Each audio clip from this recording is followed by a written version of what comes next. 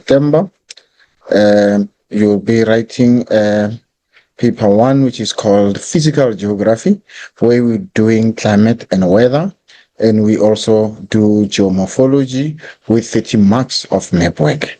Now let's look at the content that we can expect to get from the examination. There are subtopics for question 1, which is climate and weather, is subtopics: mid-latitude cyclones, tropical cyclones, subtropical anticyclones, traveling disturbances, where you are looking at the moisture front and line thunderstorm, and you're also looking at bear winds and coastal lows. Then you look at the microclimate, which is the climate that affects smaller areas, where you'll be looking at the climate in the valley and the climate that affects urban areas and rural areas, which is urban climates. Then let's start with the first topic that we started with at the beginning of the year, which is a mid-latitude cyclone. So mid-latitude cyclone, what you can expect there, you can expect the questions that want you to give or to identify stages of development and look at the features of a mid-latitude cyclone. So in the diagram that we're looking at here, we're looking at the mid-latitude cyclone, which is in the mature stage. What are we looking at? This is this diagram over here. This diagram over here. Okay, the diagram over here is showing you two fronts. This is the cold front. It's important to note that when you're looking at the gradient of the mid-lat of a cold front, of a warm front, sorry, it looks gentle and this one looks steep because of the difference in terms of gradient. The warm front will move slower than cold front, and it eventually catch up with that. And then we are going to be looking at a different stage of development. Now, let's look at the simple characteristics between cold front and warm front. The air behind the cold front, the air behind the cold front, the air behind the cold front is cooler than the air behind the warm front. And then the air ahead of the warm front is also cooler because that will be the cold sector. And then you can also look at the clouds that are associated with cold front. These are the cumulonimbus clouds. That is a common question for you to be able to identify the clouds of associated with the cold front, and you must also be able to explain the formation of those clouds. Now, let's look at the cyclone in its mature stage. Now, if you get the diagram and you are asked what stage of development is this, number one, you know the stage of development here is a mature stage. The stage of development here is mature stage. And then why do you say it's a mature stage? Because we can see we have a well-developed cold front and a well-developed warm front. And then the air circulation with this cold front is clockwise. And then why is it clockwise? Because now it's telling you that this is in the southern hemisphere. And then what you need to know also is you need to be able to identify these lines that join places with the same atmospheric pressure. We call this isobars. These are the isobars, and you can see clockwise circulation. And this diagram is a map view of a mid-latitude cyclone. We can look at the diagrams before that. We can look at the diagram before that. This diagram over here is indicating the cross-section. So many times learners are requested to draw a cross-section, and they indicate this diagram. You can see the difference between this is the cross-section. With the cross-section, if the examination or the examiner want you to show the cross-section, you must not show the symbols. The symbols here, you can see here we have the symbols that indicate cold front. We have the symbols that indicate warm front. And then remember, the front symbols must always be drawn in front of a line, not behind the line, in front of the line, east of the line, always. Whether it is in the southern hemisphere, it must always be on the east of the line. It's not always it cannot be on the west. I saw people drawing mid-latitude cyclone and putting the symbols at the behind the front. They must always be on the east of the line if you are drawing a mid-latitude cyclone. Okay, the mid-latitude cyclone here is in a mature stage. Why do you say it's a mature stage? We're looking at the evidence here. Number one, you can see the pressure here is below 1,000, and you can also see here we have a fully developed cold front and fully developed warm front. And then you must also be able to identify this line. This is your isobar, and then a definition for isobar: line joining places with the same atmospheric pressure. And the circulation is showing clockwise circulation. It's very key for you to be able to state that the air circulation or the movement of air around the system. So we have two movements here. We have number one, movement of air around the system, and we have the movement of the general movement of the system. The mid-latitude cyclone moved from west to east, or it moved eastwards. Why does it move eastwards? Because it's driven by the westerlies. And then mid-latitude is a low pressure center, or a low pressure cell rather. So why is it a low pressure cell? Because the pressure in the center is at its lowest. Then we looked at the cold front and the warm front and the clockwise circulation of air. And then we have this as a warm sector. We have this place over here as the warm sector. And then this large area here is called the cold sector. And then these are the stages of development of a mid-latitude cyclone. You must be able to state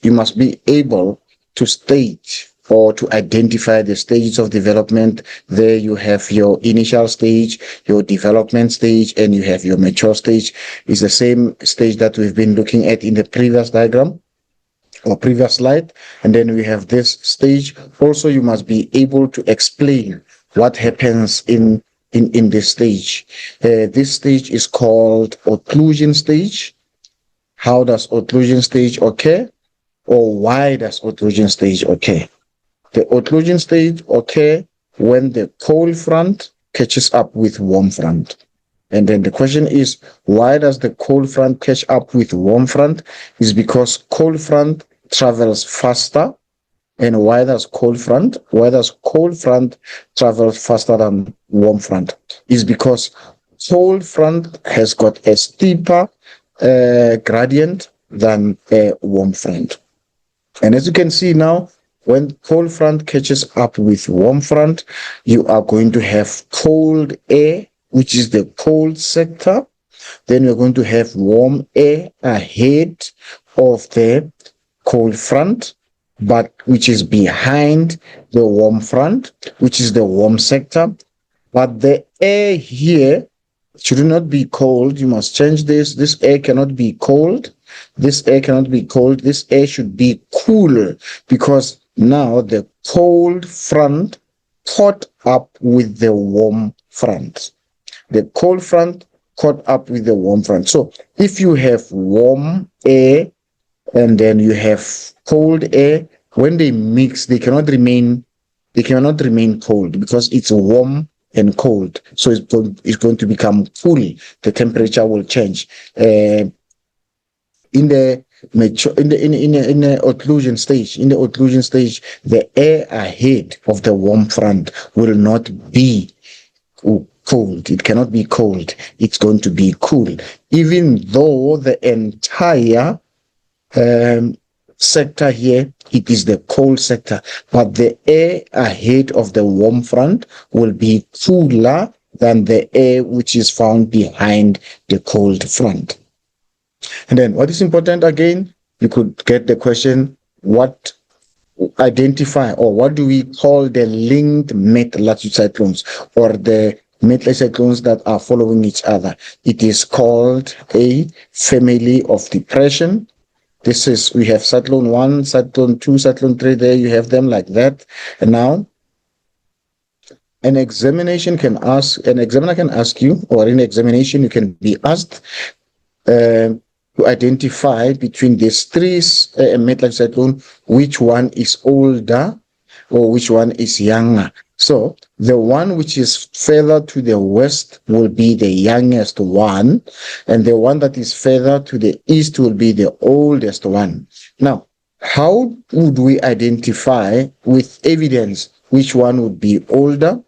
You can look at this one here, looking at the pressure here, and you can look at this one here, looking at the pressure again here. And you can also see this one, which is further east, it has already reached occlusion stage, but this one is still in the mature stage. But now you must also be able to describe the characteristics of a mid-cyclone in the occlusion stage, that the sector, the warm sector, is narrower. What makes the warm sector too narrow? It is the cold front that is catching up with the warm front, making this sector a little bit smaller. But you can see here during the mature stage, the sector is very wide, or the warm sector is very large. Because the cold front is still far away from the warm front. But when you look here, you can see they are very close to each other. So the warm sector narrows. Even when you are requested to draw the occlusion stage, or the occlusion stage, you must also indicate, you must show that the warm sector is narrower. So that's your family of depression. Now, this is a typical examination question that you can expect. Write a paragraph in which you explain the development of a cold front occlusion. Cold front occlusion, not cold front occlusion. Sorry, that's a misspelling. So, when you explain the development of cold front occlusion, now you need to explain that air behind cold front is cold, and then cold air move faster than warm air. Why does cold front move faster than warm air? Because the gradient is steeper, and then it catches up with warm front. And then what will it do when it catches up with warm front? Then it's going to undercut. Cold front will undercut the warm front, and as cold front undercut the warm front, what will then happen? Cold front will undercut the warm front, and then the warm sector will be lifted off the surface. As you can see here, as you can see in this diagram here, we have only cool air here, and the cold front is touching the surface, and you can see now all the warm air has been lifted from the ground. That is why now because of the cumulonimbus clouds here, we're going to have a heavy rain that's going to be experienced, and then we have your nimbus stratus cloud and alto stratus clouds, and now we will then experience torrential rain. We'll have rain that takes place over a long period of time because of these clouds. Now, describe weather changes associated with the passing of a warm and cold front. What will happen when warm front or cold front passes? Now, let's look at the three weather stations here. Let's look at this weather station, let's look at this weather station, and this weather station. So this will indicate to us what happens when the cold front passes. Number one, this is your cold front, this is your cold sector, and this is your warm sector. So what happens when the cold front passes? Number one, temperatures will drop and air pressure will increase. Remember, temperature and pressure, they are inversely proportional. So when temperature drops, the air becomes heavier, and when the air becomes heavier, it subsides, and subsiding air creates high pressure. And then wind will change direction because of the clockwise circulation of air. The air will be coming from this point here, and then because of circulation, the air changes direction like that. So this process will be called baking in the southern hemisphere, because the air will be changing, or the wind will be changing direction from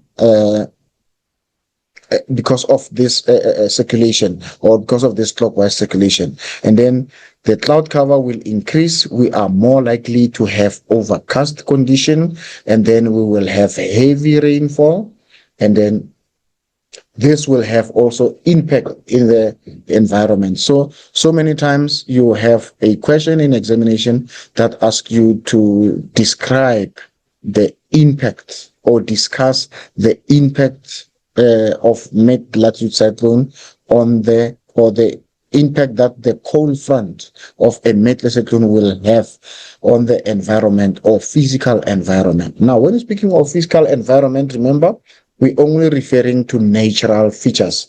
We're not referring to livestock. We're not referring to infrastructure. We're not referring to anything that was planted or that was built by human beings. We refer to only natural features.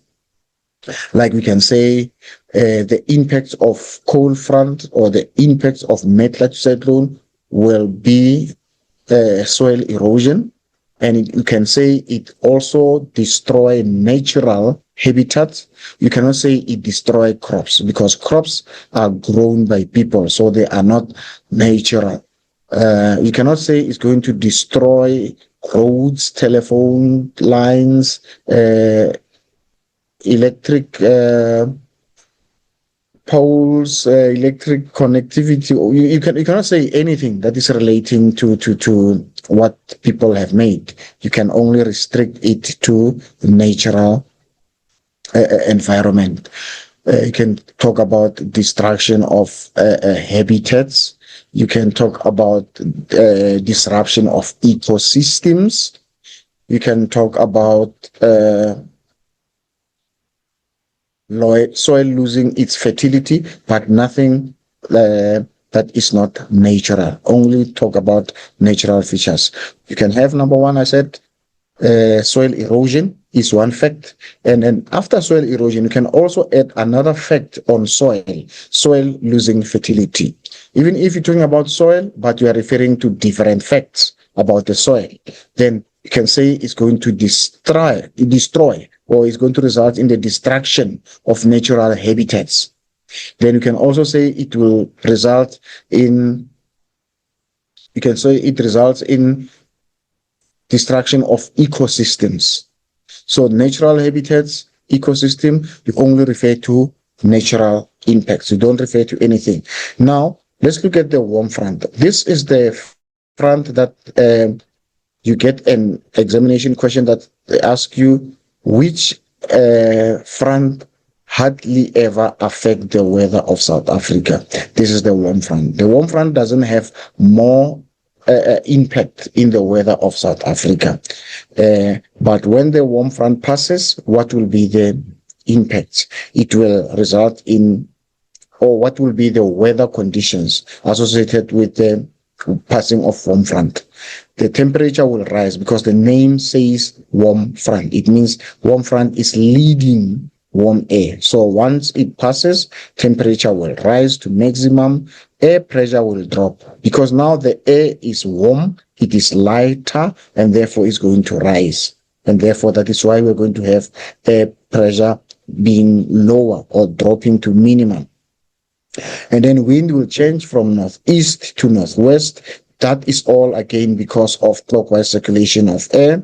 And cloud cover will decrease because now a lot of there's not going to be undercutting of that warm air by cold air. So the cloud cover will decrease and rainfall will stop. Now, let's look at the typical examination question. This was the question that came from the last year's December question paper. It said, in which general direction do mid-latitude cyclones move? You must be able to state that. And then sometimes the examiner will ask you to draw and label. Every time when you are requested to draw and label, make sure that your diagram has a heading. So you see this question, the diagram that we have here, it has got a label. The diagram here has a label, and the label says cross-section of a mid-latitude cyclone. This is a cross-section of a mid-latitude cyclone. Now, what you should know is that if you are requested to draw, you must make sure that your drawing has labels. And then again, when you're drawing a cross section of a mid-latitude, you must also show the direction of the movement of air, and then give a reason for your answer. Why do mid-cyclones move from west to east? Your answer here is west to east is because they are driven by the westerlies, or they are steered by the westerlies, or occurs in the westerly wind belt. How does a front A give rise to the formation of cumulonimbus clouds? Now, cumulonimbus clouds is common clouds that you're going to be talking about when you're talking about number of natural phenomenon or weather phenomenon. Tropical cyclone is associated with cumulonimbus clouds. Moisture, a line thunderstorm is also associated with cumulonimbus clouds. So it makes it very important for you now to be able, or it makes it important for you to be able to give the characteristics. It makes it important for you to be able to give the weather associated with cumulonimbus clouds. Now, the first weather condition that you must know associated with cumulonimbus cloud is that cumulonimbus clouds result in overcast condition. Because they are thick clouds, there's going to be overcast condition. Number two, because of cumulonimbus clouds have got high volume of evaporation, they are associated with heavy rainfall. They are associated with lightning and thunderstorms. They are associated with strong winds. So these weather conditions are the weather conditions that you can relate. These are the weather conditions that you can relate to three weather systems. You can relate that to three weather systems. You can relate them to three weather systems. Okay, all right, thank you. Now we were looking at these clouds, cumulonimbus clouds.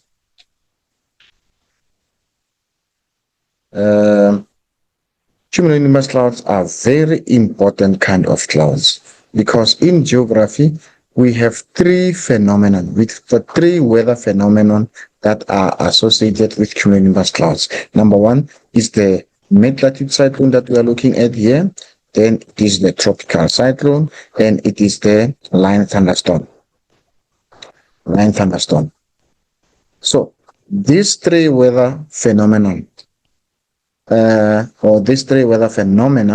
have got something in common, which is cumulonimbus clouds. Here we said, how does front A give rise to the formation of cumulonimbus clouds? Now, this question is now referring to mid-latitude cyclone. But now, what you should do, you should now link the development of cumulonimbus clouds to all the systems that have cumulonimbus clouds. Here, in the mid-latitude cyclone, cold front will undercut the warm air ahead of it. But now, when you're talking about other systems like your tropical cyclone and your line thunderstorm, there is no undercutting. The warm air is going to rise rapidly. It rises on its own. So the formation of cumulonimbus clouds, the air is going to be undercut when it comes to mid-latitude cyclone. But when it comes to line thunderstorm, the air is rising. When it comes to tropical cyclone, the air is rising. Why am I bringing these topics together? Is because they have common type of clouds, which means because they have common type of clouds, which means now when you're looking at the weather associated with these three systems, the weather is the same. Let's look at this. We're looking at the weather associated with cumulonimbus clouds. Number one, it is overcast conditions. That's the first condition. Number two is heavy rain or heavy rainfall, lightning, and thunder.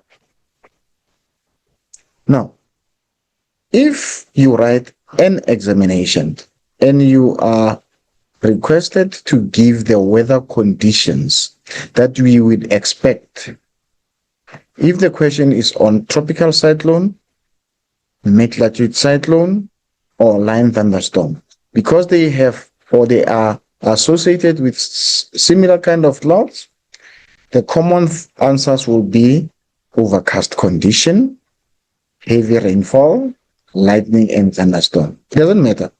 It's tropical cyclone, mid-latitude cyclone, or line thunderstorm. So you don't have to go and study the weather conditions associated with tropical cyclone, mid-latitude cyclone, and line thunderstorm. So long as you have studied the weather associated with cumulonimbus clouds, then you can look at the weather associated with mid-latitude cyclone. In particular, the cold front of the mid-latitude cyclone, because when it comes to the warm front, it will be different type of clouds. But the cumulonimbus clouds are the weather conditions associated with the cold front of the mid-latitude cyclone, plus tropical cyclone and the line thunderstorm. So if you know what is the weather conditions, you must also know, because of these weather conditions, what would you expect? How would this affect, or how will this have impact? And now let's look at the impact that it would have. And then the impact that we should look at now is the environmental impact. How will these clouds impact on the environment? Now, number one, it will have soil erosion. So if a question comes in your examination, you have to give the impacts of tropical cyclone. Tropical cyclone, the impact, the environmental impact, it will be soil erosion. It will be the impacts for mid-latitude cyclone, it will be soil erosion. Impacts for line thunderstorm, it will be soil erosion. So that is the impact on the natural environment. It is soil erosion for all three of them, for all three of systems. So now let's say another impact, it will destroy ecosystems. So perhaps you did not look into line thunderstorm and you see line thunderstorm in the examination, but you studied the impacts of tropical cyclone.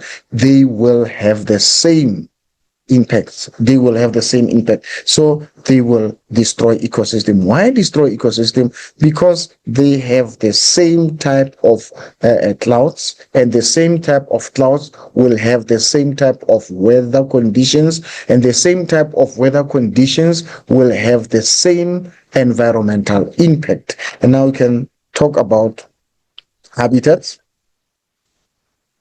We can talk about it destroying habitats. Habitats destroyed. And then if you look at these things, if you look at these answers here, these answers are so related to each other. Because number one, you said it destroy habitats. Habitats, we're referring to where animals live. And then when you're looking at the interaction of animals and plants and the natural environment, it is called ecosystem. So this is, we're just looking at the same answers. You can also add another factor here, soil fertility lost.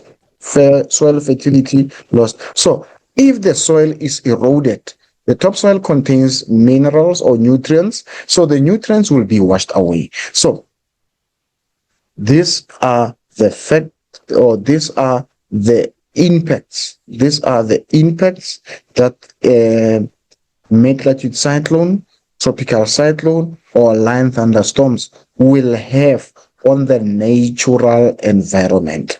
And then why will they have it? Is because of the weather conditions. It is because of the weather conditions that will be experienced. And these weather conditions will be experienced because these weather systems have got the same type of clouds. So I was just trying to link all three weather systems that we have studied with the development of cumulonimbus clouds. So the cumulonimbus clouds, the development of cumulonimbus clouds is that they form in the same way, except that with the mid-latitude cyclone, there is undercutting.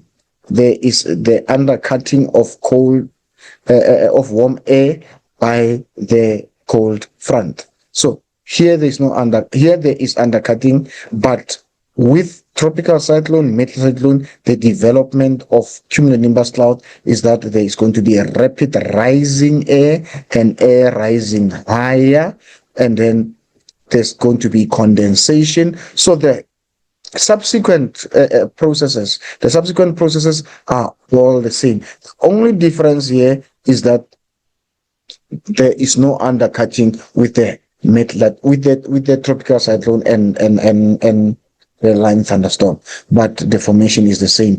The impacts are the same because the weather conditions are the same. So you studied the impact of the tropical cyclone, you know you have studied for mid-latitude cyclone, and you have studied for line thunderstorms. Now let's move on to the next question. It says, in a paragraph of approximately 8 lines, explain strategies that can be put in place to manage the negative environmental impact of the heavy rainfall associated with mid-latitude cyclone. Now, what can we do there? We can maintain this. It was taken from the last year's question paper. In December, we can maintain natural vegetation. We can encourage afforestation. We can buffer areas, create effective drainage system, use of sandbags, building of retaining walls, use of catch nets in places that are prone to rockfalls, use of canopies, areas which are prone to rockfalls as well, construction of gabions, construction of dams, constructing artificial levees or barriers to reduce those flooding, conserve wetlands so that they can reduce the volume of water that is flowing, and then implement contour plowing that's going to reduce water speed, terracing of slopes. So terraces will, contour plowing will also result in terraces, widening river channels in order for water not to overflow, canalizing rivers, making canals in rivers to defect water from one place, because if water is going to be full in a stream, now the stream can overflow. Educate people about environmental conservation, awareness, or early warning systems. So awareness and early warning systems and educating people, this is one of the strategies that you can apply for any question that says suggest strategies to reduce a certain problem. Any problem that you get from the examination question, you can educate people about about whatever feature that it is. It doesn't matter what it is, so long as we can talk about educating people and then making awareness or warning to people. So this is a common answer to most of the strategies that you can think of. And then let's go to next question. Actually, the questions are done now. Let's look at the tropical cyclones. We need to look at the conditions that favor the development of tropical cyclone, characteristics, location, weather patterns, development stages, and how they can be managed. Number one, what you should know is that tropical cyclone move from east to west, and the reason why they move from east to west is not because they are driven by the easterlies, it's because they are driven by tropical easterlies. You cannot say easterlies because we have two sets of easterlies in the circulation, so you must be specific. It is tropical easterlies, not just easterlies. Unlike with the westerlies, we only have one set of westerlies in the circulation in the atmosphere. So if you say mid-latitude cyclones are driven by the westerlies, that answer is correct. But if it's saying tropical cyclones are driven by the easterlies, that answer is correct but incomplete. You must state which easterlies. So for it to get full marks, it must be tropical easterlies. If you say just easterlies, that answer is incorrect. not incorrect, but it's incomplete. So we don't give marks for incomplete answers. You must also be able to give the characteristics of the eye, and you must also be able to draw the eye of a tropical cyclone. So when you draw an eye of a tropical cyclone, you must do just a reverse of a letter S. You draw a reverse of the letter S, and you just shade the middle there. So this will be the eye of a tropical cyclone. And now, what are the characteristics of the eye of a tropical cyclone? There is no wind. Why is there no wind? Is because of the cumulonimbus clouds that forms the eye wall that stops air from blowing there. And we have no rain. Why there is no rain? Because there is no condensation. Why is there no rain? Again, is because there are no clouds that are going to condense to form rainfall, because the air there is subsiding, and subsiding air hits adiabatically, and therefore it's not going to condense. So this is your tropical cyclone, typical of tropical cyclone that was called Freddy. You remember tropical cyclone Freddy was behaving like this, moving in this direction, and after moving westward, it also moved eastwards back into the Mozambique channel. So this is common characteristics of a tropical cyclone, moving from east to west because they are driven by the easterlies. Actually, not easterlies, but tropical easterlies. And now, this is what we have already discussed, the impacts of tropical cyclones. So it is the same impacts that you are going to give when you're talking about the mid-latitude cyclones, because they both are associated with cumulonimbus clouds, and therefore they are going to have the same clouds. Now, here is tropical cyclone moving over the land, is going to dissipate. The common examination question is why or what stage is that when the tropical cyclone. Sometimes you get a question that says tropical cyclone made landfall. Tropical cyclone made landfall. So when a tropical cyclone makes a landfall is when the tropical cyclone reaches the land. Now the question could be why. What happened to the tropical cyclone, or why did the tropical cyclone dissipate when it made landfall? Or landfall. It is because over the land there is no moisture, there is no warm air, and there is high level of friction over the land because of vegetation, because of hard surfaces, because of buildings, because of number of things that may going to increase the friction on the on land compared to over the ocean. So one way of one way of monitoring the cyclones is through satellite tracking. Is through using the satellite to track it, and this process is what we call a remote sensing. When you use what's this? When you observe the world from space without touching it is called remote sensing. So this is the satellite that could be used to monitor the progress or the movement of a mid-latitude of a tropical cyclone rather. Okay, now why is it important?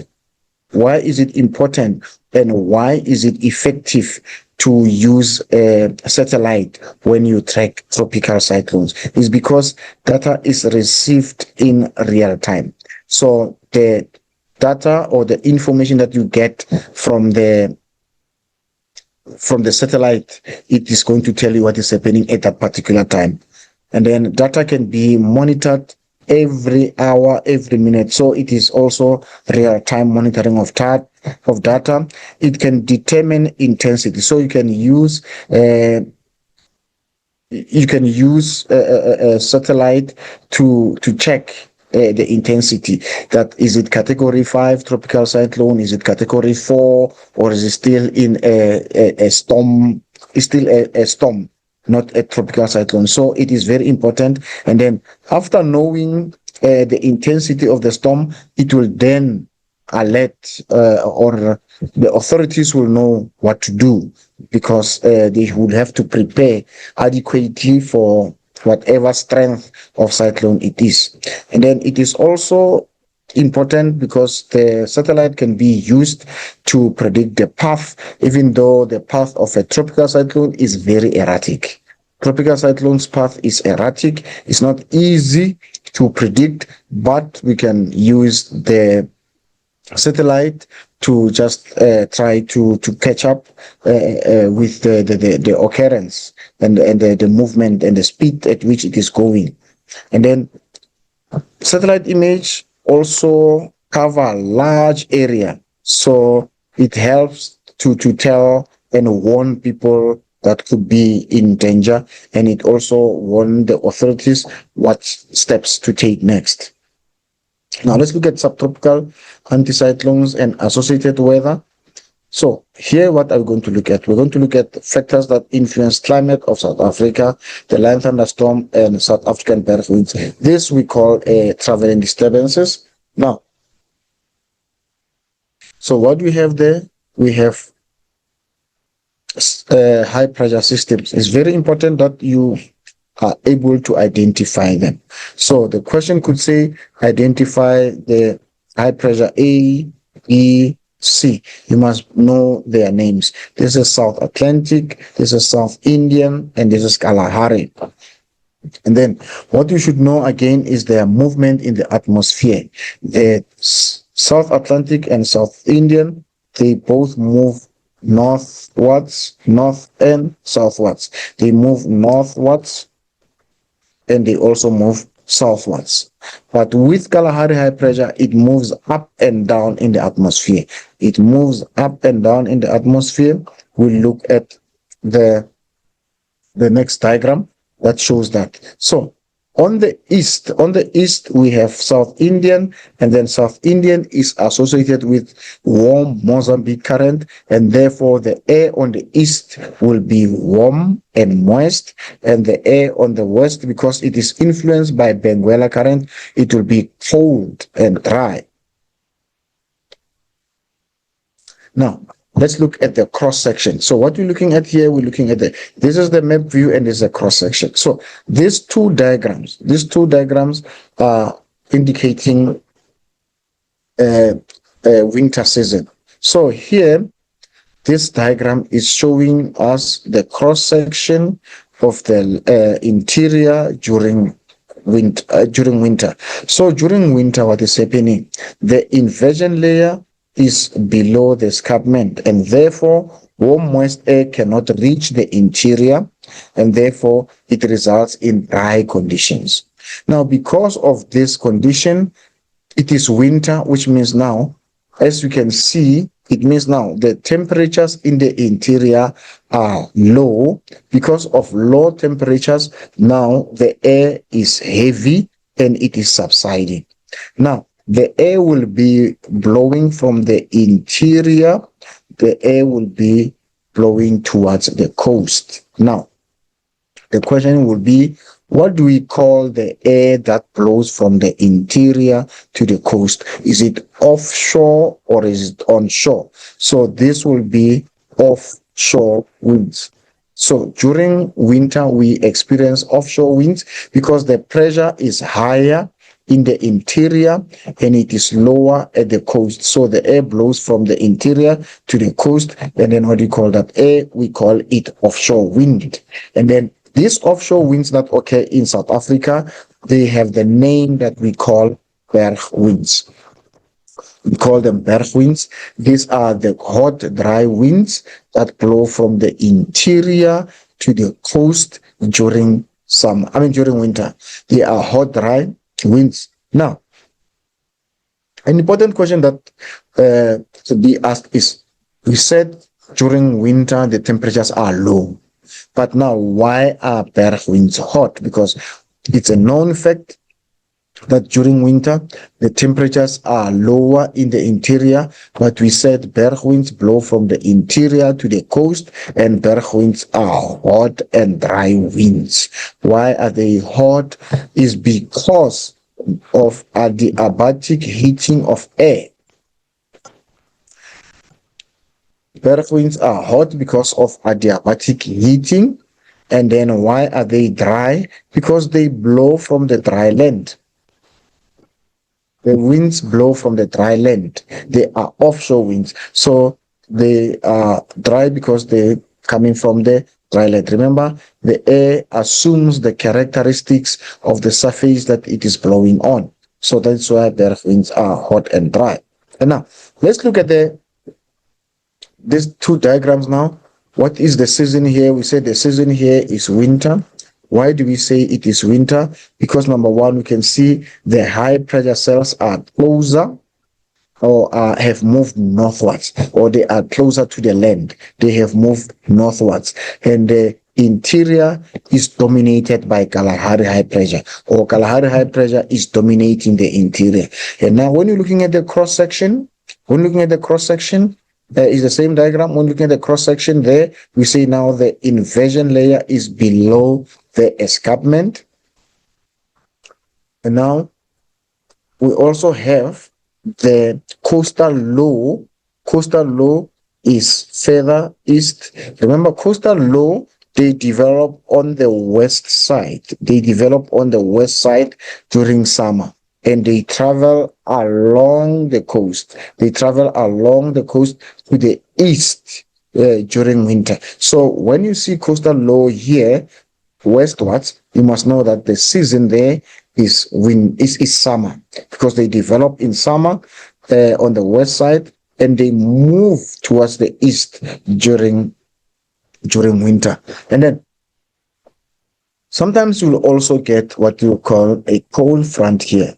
You'll get a cold front here. Now, if you see a cold front here, you have a coastal low here, and you have Kalahari high pressure here, then you can see in a synoptic weather map, and they ask you what conditions are favorable for the development of berg winds. What conditions are favorable for the development of berg winds? What you should know is that number one, air, according to pressure gradient, air is going to blow from high pressure to low pressure. So mid-latitude cyclone is a low pressure system. So even in the absence of a coastal low, the air will still move from the interior to the coast, because you see the presence of mid-latitude cyclone. So mid-latitude cyclone is also a factor that favors the development of berg winds, because a mid-latitude cyclone is a low pressure cell. And then another factor that will favor the development of berg winds is H in the interior, which is Kalahari high pressure, and the L at the coast, which is a coastal low. So there are two factors here, or two weather phenomena here, that are also creating low pressure along the coast. So when the examiner says what factors favor the development of this berg winds here that will be developing here, you must know if you have a mid-latitude cyclone, it will be the high pressure and the mid-latitude cyclone, or it will be the high pressure and the coastal low. And then what we should know again about the coastal low is that the coastal low, of all the low pressure cells, coastal low pressure cells are not associated with heavy rainfall. They are not associated with heavy rainfall. They are associated with light rainfall and drizzle. They are associated with light rainfall and drizzle, mainly because of the influence of this cold, dry air that will be blowing from the interior, and then the warm, moist air that comes from the coast. So if you're looking at the coastal low here, the coastal low will be influenced by two air masses. The coastal low will be influenced by the two air masses, or by two air masses. The air circulation around the coastal low, because it's a low pressure cell and it is in the southern hemisphere, it's going to circulate clockwise. And now, because of clockwise circulation, some of the air mass will be coming from the land. And the air mass that comes from the land going into the ocean or to the coast, it will be dry. And the air that comes from the ocean going into the land will contain moisture. So that is why the coastal low are not associated with heavy rain. The coastal low are not associated with heavy rain. They are associated with light rain to no rain. In particular, where we have our offshore winds and we have our onshore winds. So the coastal low is associated with two air masses, the offshore and the onshore. And the onshore side can bring clouds and can bring light rain, but the offshore winds are blowing from the interior and therefore they bring dry conditions. Okay, now let's move to the conditions that we experience now during summer. What happens during summer? During summer, we have L on the interior. So this L on the interior indicates low pressure, and it's important that you are able to name it or to identify it. This is called thermal low pressure cell. It is called thermal low pressure cell. So it's because the temperatures are higher in the interior during summer. So the pressure is low because the air is rising. The air is not subsiding during winter. And then what do we have again? This will be a diagram showing that diagram showing summer conditions on the map. If you are to draw the cross section, there, you will now have your inversion layer being above the escarpment. The inversion layer will be above the escarpment. Remember, we're saying here in winter, what is more likely to happen when we have inversion layer below the escarpment? We said the likely weather conditions will be the bergwinds, which are hot and dry. But now, when we're looking at what will happen in summer, the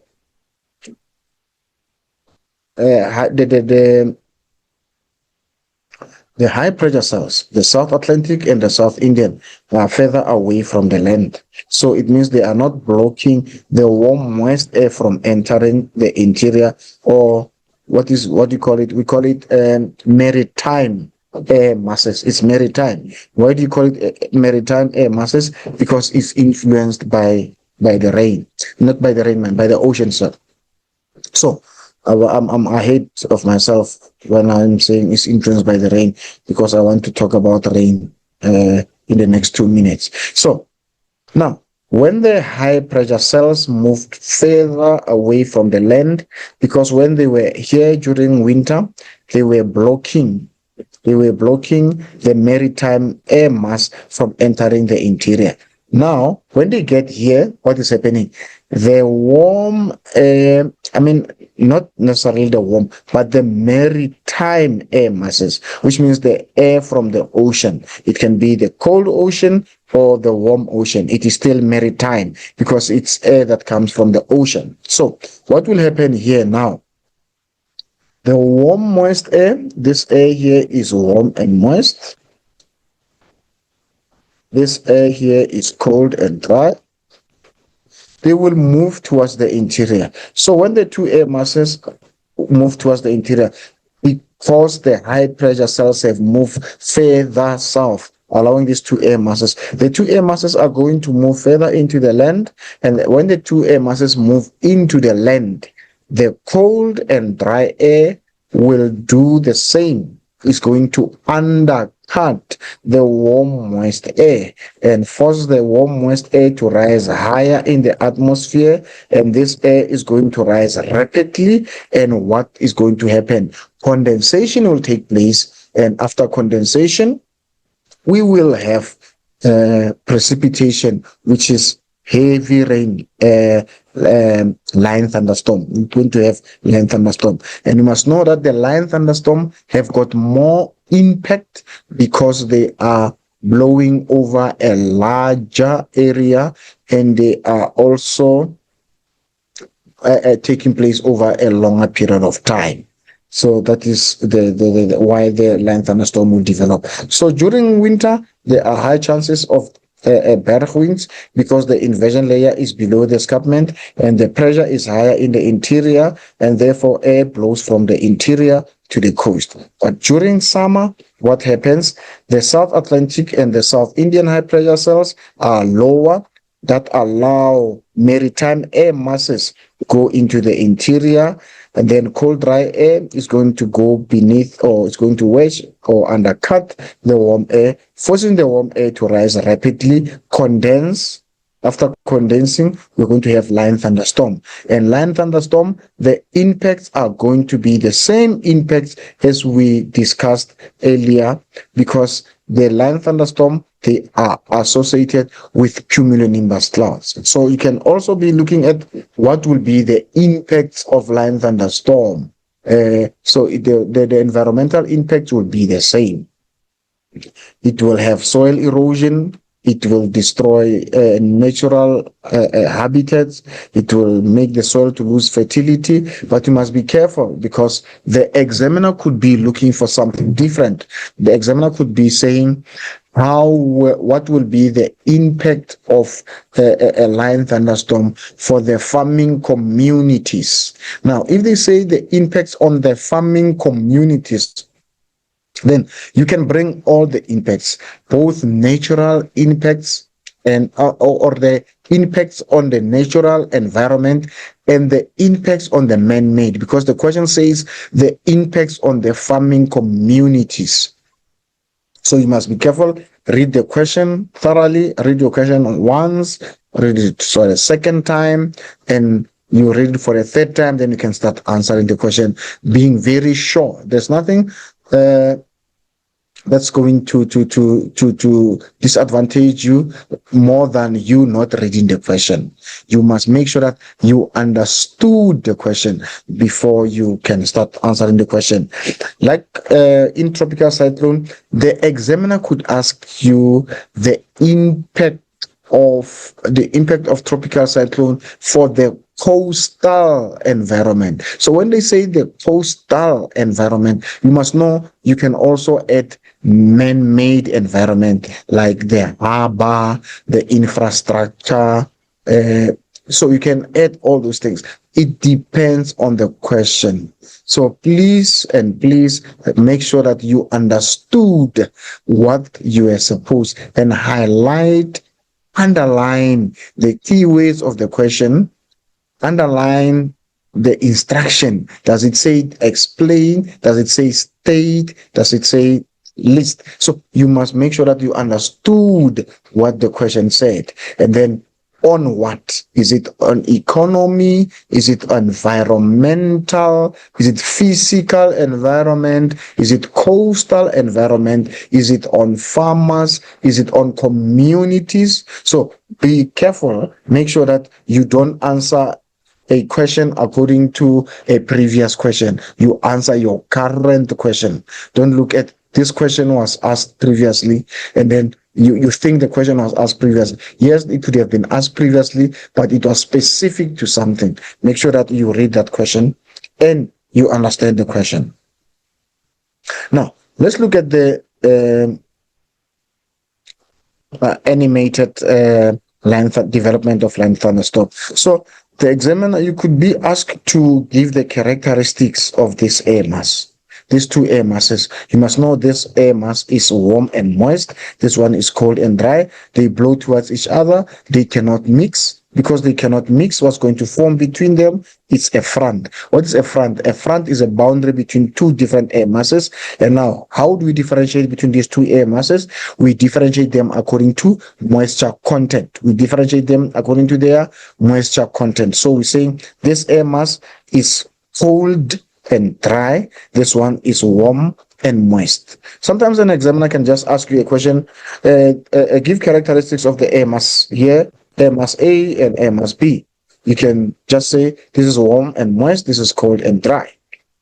So this is now on which side of the line thunderstorm, not line thunderstorm, on which side of the moisture front will the line thunderstorm develop? You must know it is on the east. Why on the east? Because on the east, that is where the air is warmer, and that is where the air is rising higher, and that is where condensation is going to take place. Now, let's quickly look at this question. Sketch A shows typical conditions. Here is your A. Is this winter or summer? Summer, spring, winter. The correct answer there is it is winter condition. Why do you say it's winter? Because of H there, number one. Number two, we can see the coastal low is further to the east. It's not on west as it develops there during summer. And then you can see the high pressure cell, South Atlantic and South Indian are closer to the land. And then the low pressure system in sketch B forms due to over the land. The low pressure system here, is it forming because of low evaporation, intense heating, cold, dense air, or heavy rainfall? It forms merely because of intense heating. It is low pressure cell, indicating that the air temperatures are higher, and therefore the air is not sitting on the ground to create any pressure. So the air is rising. That is why we have low pressure cell there. So the correct answer there will be B. Now, baking or divergence ridging will take place here. The correct answer there is that there's going to be ridging. When this high pressure cells increases or elongates, it's going to be ridging. When this high pressure cells elongates, the ridging is going to take place. The anticyclone in sketch A and B change their position seasonally because of the correct answer there is because of the shifting of the ITCZ. So when it is winter in the southern hemisphere, it means it is summer in the northern hemisphere. So it means now the ITCZ is going to move further north.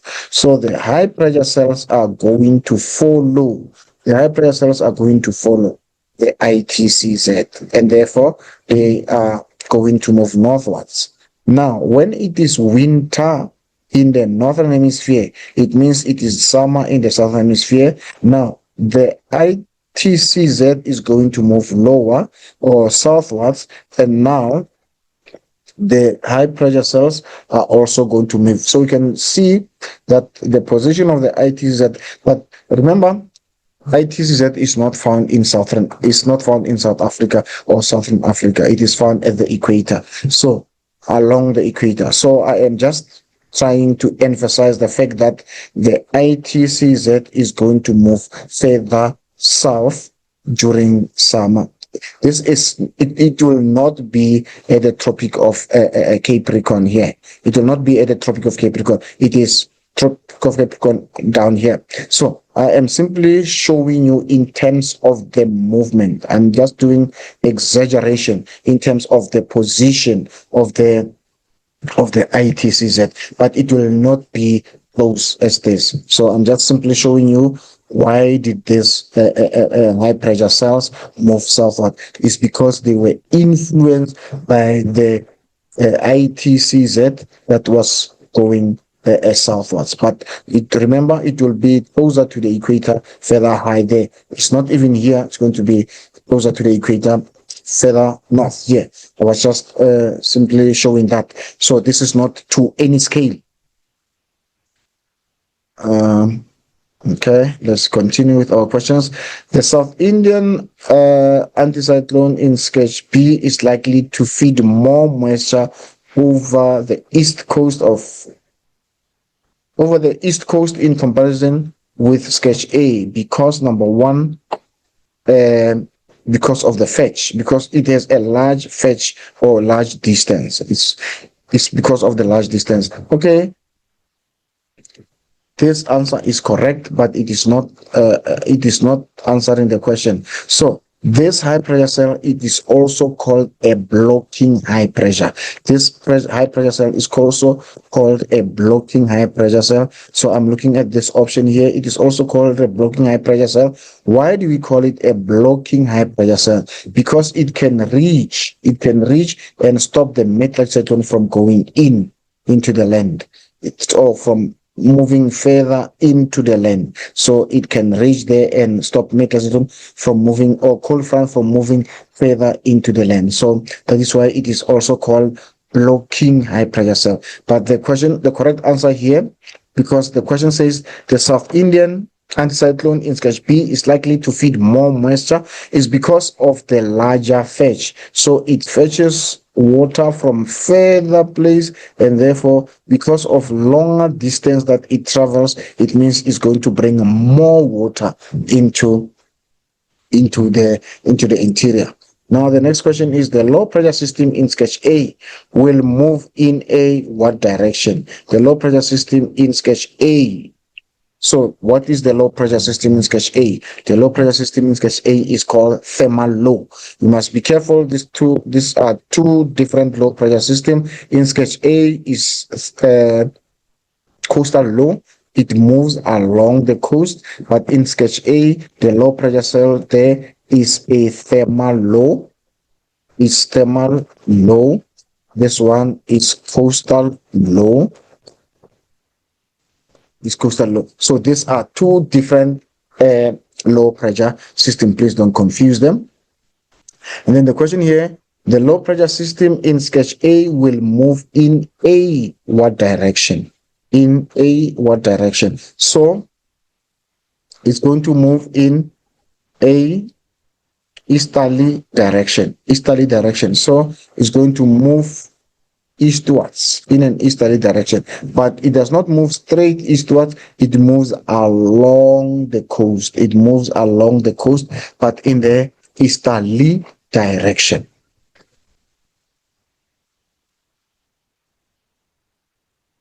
Okay, now let's move on. Winds are most likely to develop in the presence of the and the. Now, winds, in which sketch will winds form? Winds are more likely to form in sketch A. And then they are going to form mainly because of the Kalahari high pressure and the coastal low, which is 1 and 2. Which is Kalahari high pressure and coastal low. The inversion layer that forms over the escarpment in sketch B will favor the formation of the inversion layer that forms in sketch B, because here in sketch B, when we have the inversion layer, where will the inversion layer form? The inversion layer is going to form above the escarpment. The inversion layer here is going to form here. The inversion layer in B, here it is going to form above the escarpment. It's going to form above the escarpment. And this is where we're going to experience line thunderstorm. Now, the question is,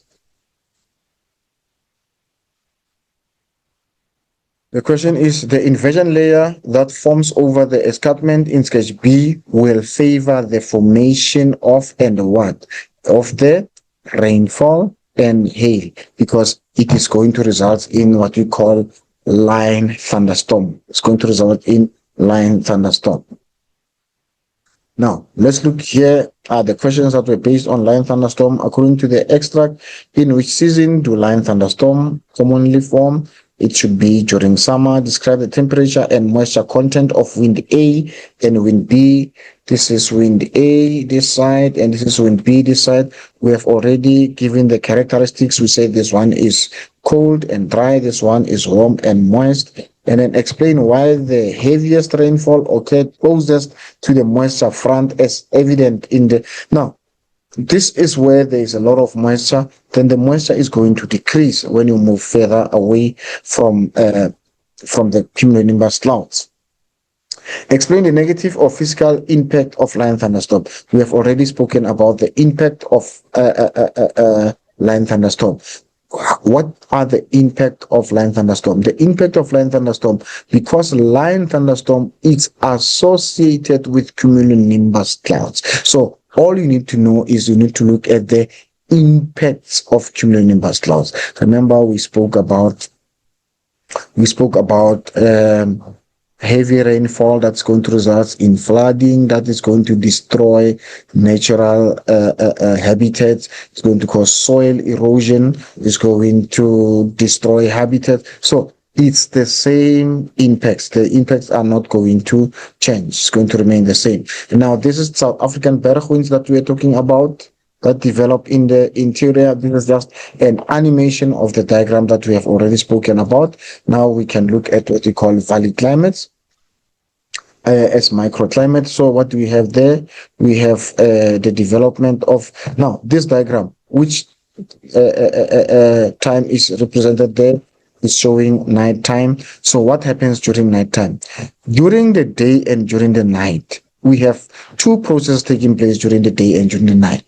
During the day, we have insolation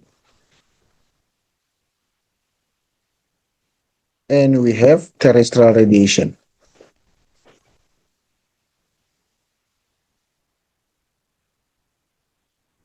For day and night, we have terrestrial radiation, and for day, we have insolation and terrestrial radiation. But during the night, insolation stops because there is no sun. So we are only left with terrestrial radiation, which is the radiation by the Earth's surface. Now, because of that, now the surface is going to lose its heat. The surface loses the heat because of terrestrial radiation. This is your terrestrial radiation. Now, when it loses the heat, the top of the mountains become colder, and the cold air now starts to subside towards the valley floor. When the cold air gets to the valley floor, what does it find? It finds warm air. It forces the warm air to rise, but the warm air can't rise out of the valley. It cannot rise out of the valley. Now it is trapped somewhere in the middle, forming inversion there. And that inversion, we call it thermal belt. Because now, what do we have here? We have cold temperatures here. Then we have warmer temperatures here. What has happened here? This process, we call it temperature inversion. You see, temperatures are lower here, but temperatures are higher here. So we call this process temperature inversion. So it means now the temperatures are increasing with an increasing in altitude. So we call it temperature inversion. Why? Because we do not have insolation. We have only terrestrial radiation. So the top of the surface is getting colder, and colder air becomes heavy. It subsides to the bottom of the valley. And then what does it do? It accumulates. As it accumulates, the temperatures drop below freezing point. It's very important that when you explain the development of frost pocket, is that the frost pocket will develop when the cold air subsides and cold air accumulates and the temperatures drop below freezing point. And then when temperatures drop below freezing point, then you're going to get frost pocket. So now this is going to affect how you use the slopes. You cannot grow crops that can be killed by frost. This frost sensitive crops. I was saying insolation and terrestrial radiation, those processes take place during the day. Both processes take place during the day, but during the night, one process stops, which is insolation, and we continue with one process, terrestrial radiation. And therefore, the surface loses heat because terrestrial radiation is the radiation by the Earth's surface, or is the loss of heat by the Earth's surface. So as that happens, cold air subsides to the bottom of the valley. It accumulates, temperatures drop below freezing point, and as temperatures drop below freezing point, frost pocket will develop. Now, the development of frost pocket is going to influence the utilization of the valley. We cannot grow frost that are sensitive to frost at the bottom of the valley because they will be destroyed. So only frost that are resistant Only crops that are resistant to frost can be grown there at the bottom of the valley. So that is the impact of katabatic winds. During which season do katabatic winds form? Katabatic winds are clearly defined during cold winter nights. Cold, calm winter nights. So the night must be cold, the night must be calm, and it must be winter night for it to be very clear. And now, again, another feature that will develop here in the valley is that here we have cold surface, we have warm air above it. So when this warm air touches the surface that is cold, condensation will take place. Condensation, just like a cloud formation, For clouds to form, the air rises. The higher you go, the colder it becomes. Once the clouds once warm air reaches cooler altitude, is going to condense, and then after condensing, what's going to happen then? Clouds are going to form. The same process is going to take place in the valley. The warm air is there, the surface is cooler. When this warm air is in contact with the cold surface, condensation takes place. But what is going to happen in the valley is not clouds now. This is what we call radiation fog.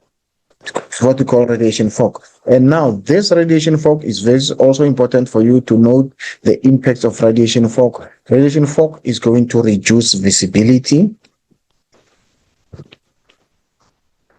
If it reduces visibility, it means people that are driving are going to drive slow. If they drive slow, then there could be traffic congestion. And if they drive faster and the visibility is not clear, then there are high chances of accidents taking place. So those will be the impacts of this natural phenomenon, like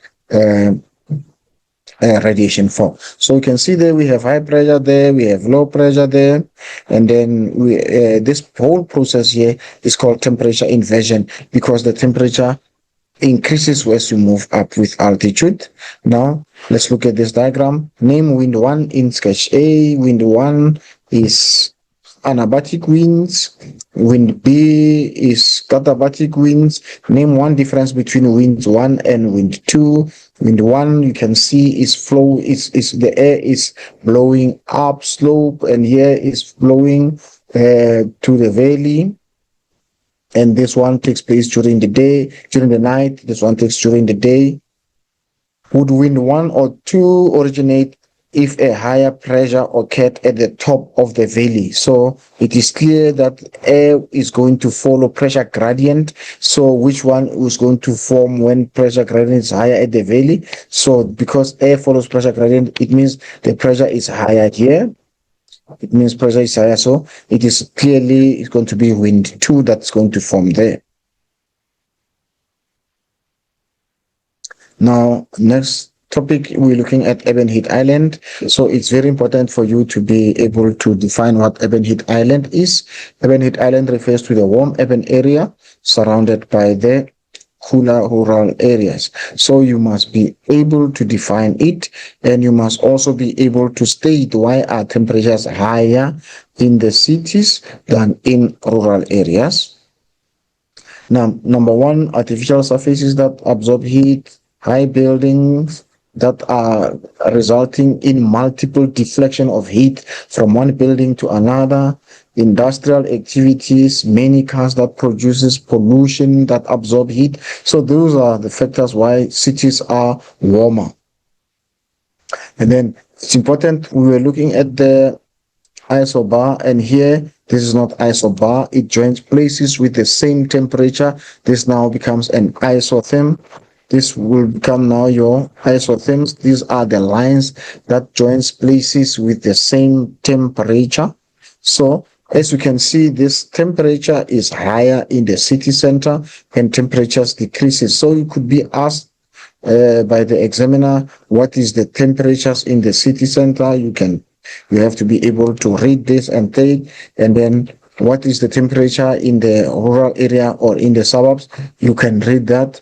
And then what is the difference or what is the range in terms of temperatures between the 2 points? And then you must also be able to explain why is that variation between temperatures of the urban area and temperatures of the rural area. So you must be able to give reasons for that variation. Why, as it is now, relative to urban heat island, we also have what we call pollution dome. So pollution dome and urban heat island, many people can confuse the two. They are related concepts, but they are not the same concepts. So pollution dome, like the name says, it is a polluted air in or around the city. Pollution dome is polluted in and around the city, and it is higher during the day. Why is it higher during the day? Because during the day there is more human activities. There is more heat generating activities that make it to be more. So it's the temperatures go higher. But during the night, pollution dome is more is denser. Is denser because during the night, what's going to happen? We're going to have subsiding air, and the subsiding air is going to push the pollution dome lower to the surface. And you must also think of the impacts that the pollution dome can have. Pollution dome can result in the breathing problems, just like urban heat island. Because of high temperatures, people might struggle in breathing. The same thing with pollution dome. And then you must also be prepared to answer application questions, because application questions could be: how will pollution dome impact the city dwellers? How can pollution dome impact the city dwellers? Or you can state now that people less production because people have fatigue, and then the buildings, there's going to be corrosion of buildings. There's going to be more cleaning that is required because of the dry deposit of acid rain. Remember, your acid rain can be dry and wet deposit. So when you see the dust particles, that will be part of the dry deposit of acid rain. Now, here are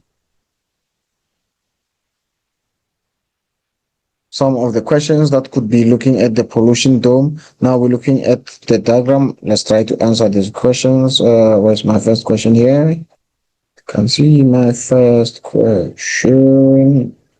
Okay. Okay. Sorry.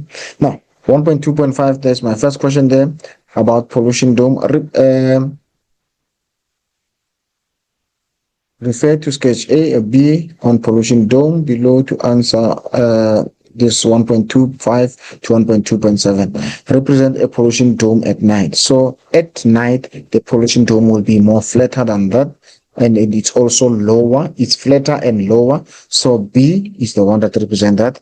Pollutants are dispersed. You can see at A, there's arrows there going there. So it means the pollutants will be dispersed at A.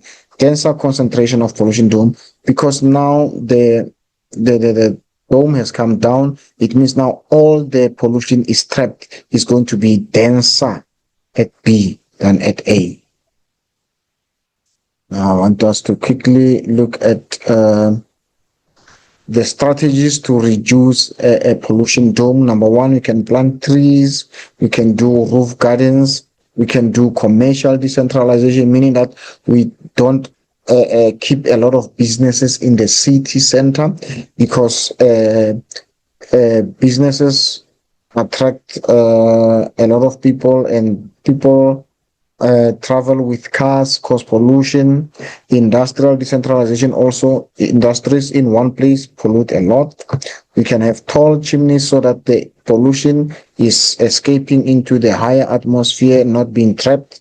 And then we can use public transport to reduce pollution by vehicles. Then we can also use eco-friendly buildings that are not going to absorb or create a lot of pollution. And This is an open-ended question. Most of the questions, most of the answers that you can think of will be correct. Now we have station models here. We can look at synoptic weather map. What is the season represented here? You must be able to identify that. This season will be summer mainly because of you looking at the tropical cyclone there. So this is synoptic weather map. You must be able to look at the features there. We spoke about this line many times. It's isobar, and then you can see there's coastal low. You can see coastal low is still on the west side because the season here is summer. And then how do you tell it's summer? Again, you can see there's a lot of clouds in the station models. And then the South Atlantic high pressure cell further south, the cold front further south, and then you can also see South Indian high pressure cells. You can see tropical cyclone.